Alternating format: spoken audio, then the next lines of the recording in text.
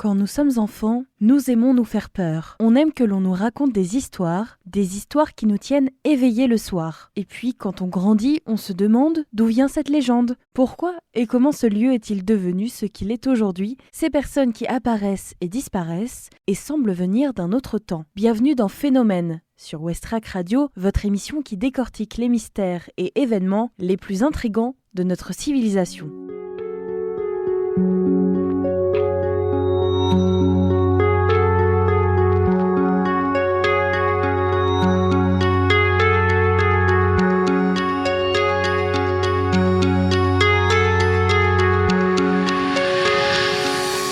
Dans un précédent épisode, nous avons étudié l'histoire de l'homme de Taured, un voyageur venu de nulle part, et aujourd'hui, nous allons nous concentrer sur un cas de voyage dans le temps, un homme venu d'autrefois. Times Square, 23h15, un soir de juin 1951. Malgré l'heure tardive, la ville est animée. C'est un soir d'été, la foule se presse dans le centre, les spectateurs sortent des théâtres et les berlines se croisent et se recroisent au rythme des feux de circulation. Au milieu de la foule, un homme élégant, âgé d'une trentaine d'années, semble désorienté et complètement hors du temps. Sa particularité, il est vêtu de vêtements anciens, très anciens. Chapeau haute forme, long manteau noir, jaquette, pantalon à carreaux noir et blanc, souliers montants à boucles, une allure du 19e siècle. Selon les témoins, il semblait un peu confus. Personne n'avait vraiment fait attention à cet homme jusqu'à ce que, au milieu de ce chahut, il traverse la rue et se fasse renverser par une voiture et meurt sur le coup. On transporte le corps à la morgue. Son allure anachronique étonne le personnel. On procède dès lors à une fouille de ses affaires. Le mystère reste total. Mais ce qu'ils ont trouvé ne semble pas avoir de sens. Cet homme porte sur lui des objets qui sortent du passé mais qui ne présentent aucune trace d'usure. Il trouve un reçu pour le soin d'un cheval et le lavage d'un carrosse dans une grange sur Lexington Avenue qui n'apparaissait dans aucun carnet d'adresse, pour environ $70 en vieux billets de banque. Une carte de visite avec le nom Rudolph Fentz et une adresse sur la 5e avenue. Une lettre envoyée à une adresse en juin 1876 depuis Philadelphie, soit plus de 110 ans avant cet événement. Une médaille pour avoir terminé 3e dans une course à 3 pattes. Un jeton de cuivre d'une bière valant 5 centimes portant le nom d'une berline qui était inconnue même pour les personnes les plus âgées de la région. Rudolph Fentz, voici donc le nom de ce personnage tout droit sorti du passé et qui apparaît à New York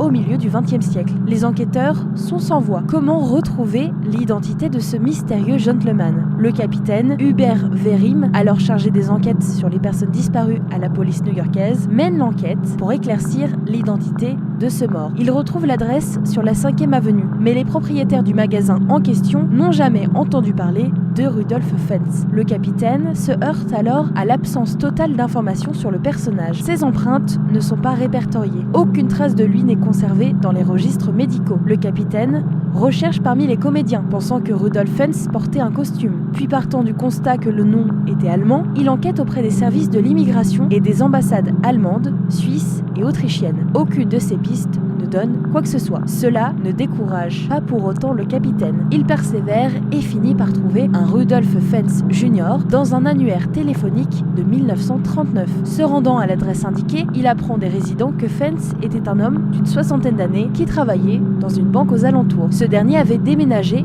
après avoir pris sa retraite. Mais ce Fentz Jr. ne correspondait pas à l'inconnu de Times Square puisqu'il avait presque 70 ans au moment où l'incident a eu lieu.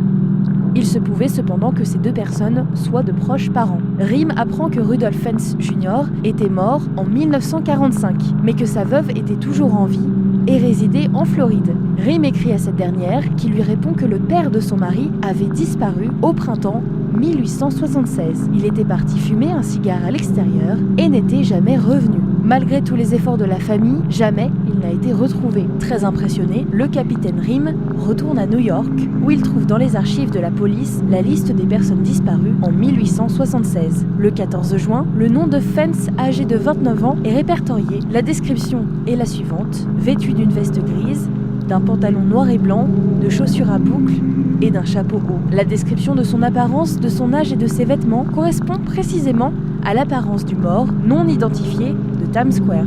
L'affaire est toujours considérée comme non résolue. Craignant d'être jugé mentalement incompétent, Rhyme n'a jamais noté les résultats de son enquête dans les dossiers officiels. Un mystère qui reste donc entier. Cependant, aujourd'hui, beaucoup disent que Rudolph Fentz n'était rien d'autre qu'un personnage fictif d'une nouvelle de science-fiction de 1951 écrite par Jack Finney qui a ensuite été rapportée comme une légende urbaine, lançant donc la légende de ce voyage temporel sur Times Square. Légende, roman de science-fiction ou réalité, le mystère n'a jamais été résolu.